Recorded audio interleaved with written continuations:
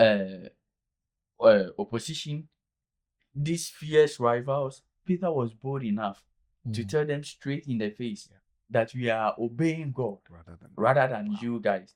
So when those fierce opposition comes, we ought to stand and tell them in the face. We are standing when that feeling comes, when that ungodly cravings come, when that envy comes, when that jealousy comes, when that weakness comes, we ought to stand and tell them in the face. We ought to obey God rather than you guys. Yeah. That's really powerful. That's really powerful. Our ability to stand and tell things that we have to obey God rather than them. It's very important. It's good. And it leads us to the next thing that, the devil offers what you already purpose to have,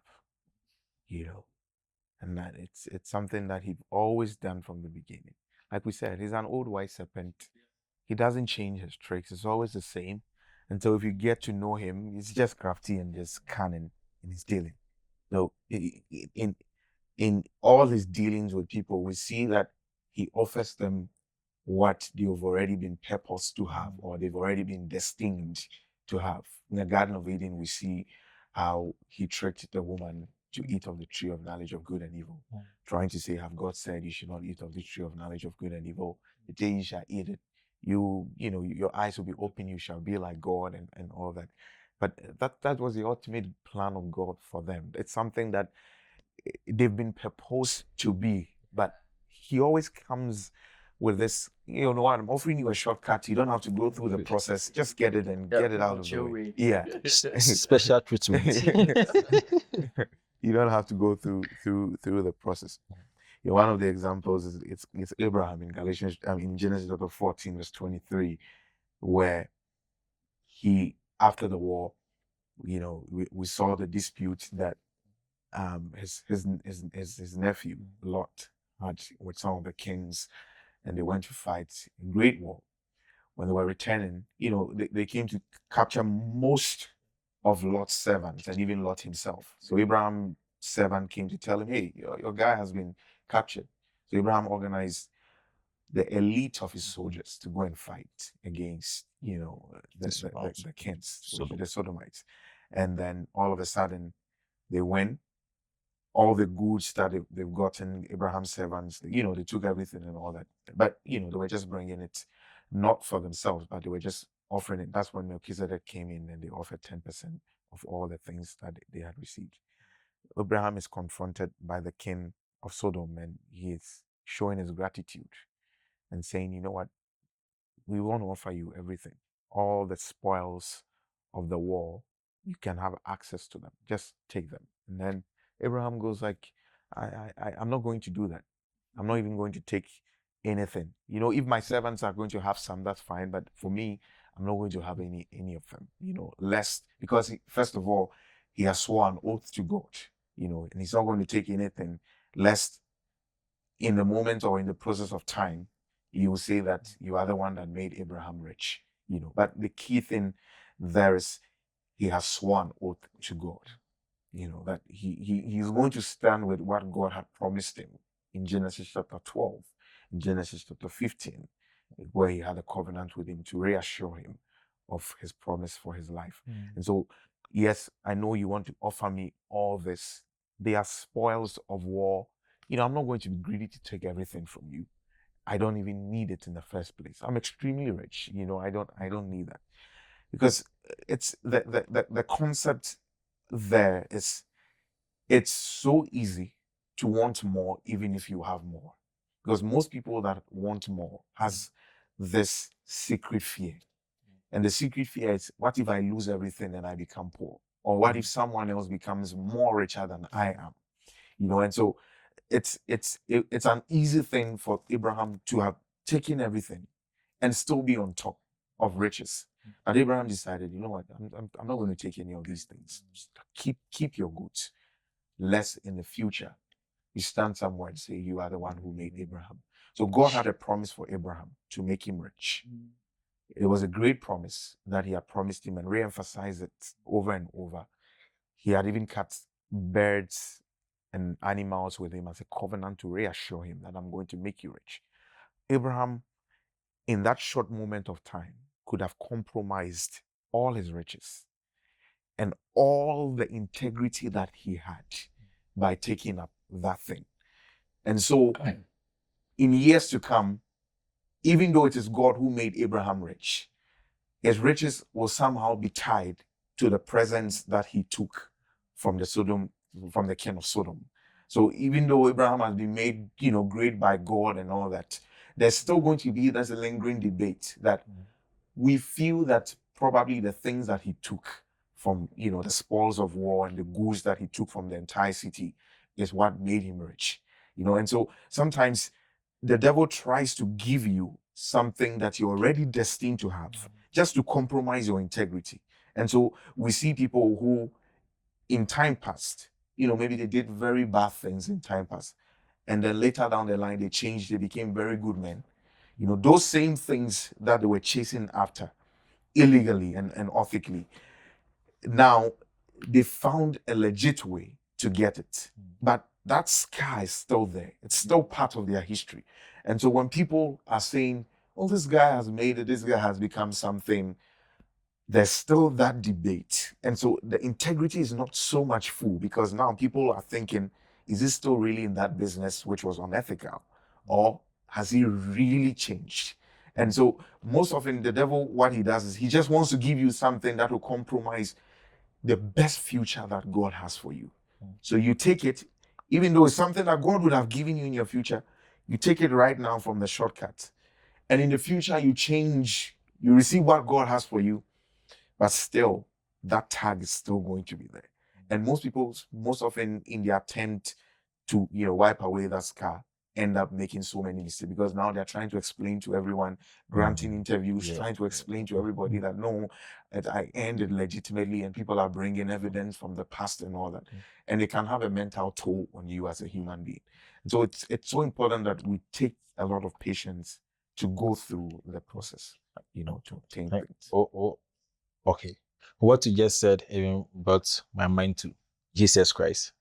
I think he also went through the same test as Abraham also went through. Because when the devil offered him the whole world, bear in mind, Jesus Christ has been destined to have a name above all other thing, any other thing in this world. True.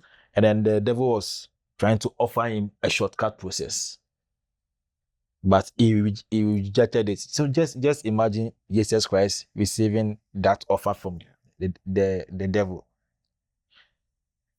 He will not have the name that the name that he was supposed to have above every other name will not be there. Yeah. Will not be there. But rather, he shone it because he has been destined to. It's like you being destined to take over your father's business. Yeah. And then an outsider is coming to offer you, Charlie, I can help you get that business right away. Meanwhile, you knew that your father is as willing to you, or he will will it to you at the end of the day. It's just a matter of time. Yeah. Why not wait and go through the process? Because it is there for you already. It is there for you already. Yeah. And that's the concept of haste. If you make haste in every decision of life, or in every aspect of your life, you end up compromising the beauty of the end of the story. So we've seen people who at the end of the race, they go like, this thing would have been given to you easily. Why did you have to do this? Why did you? It would have been given to you easily. You guys, like the story of the prodigal son, like the guy who was home with his father, or this one who was jealous that they were throwing a party for him, and his father is like, "Hey, you already have access to these things. Why are you being envious of the celebration of your brother?" And haste is one thing that we need to hurriedly eliminate from our lives. It's one of the things that I'm passionate about, that I don't want to talk about it now, but it's one of the things that we need to hurriedly eliminate from our lives, because we live in a world where it's like everything is fast paced, everything is hasteful, everything is, it's like there's a time bomb to everything. And if you're not careful, you'll be on that treadmill running, but you're not getting to any destination. You're just getting tired. But in your mind, you think that you are catching up, but you are just at one position, just running and hastily trying to attain something that is miles away from you. And it's that concept that we need to eradicate from our lives. Trying to get things fast paced, trying to get things so hurriedly.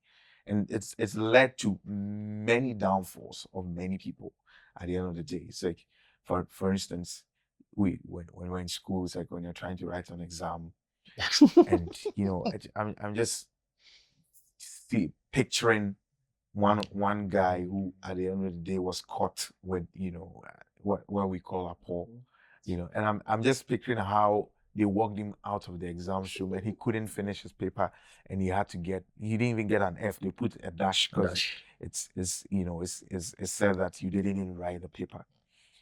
Meanwhile, even if you would have cheated, you could have asked the guy behind you. There's a way to, but he hurriedly decided, I'm going to bring the entire book in there, and then he got caught at the end of the day. So it's that thing that sets us in motion to get things so hurriedly. Yeah. And talking about haste, I want us to take a story from the book of Genesis, chapter 13, between Abraham and Lot. Yeah. Yeah. I'm reading from verse 6.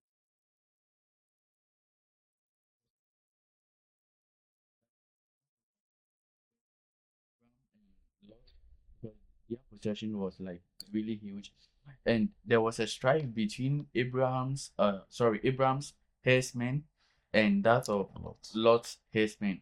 Okay, and Abraham, a peaceful man, he tells Lot that let there be no strife between your herdsmen and my herdsmen, and between you and between me.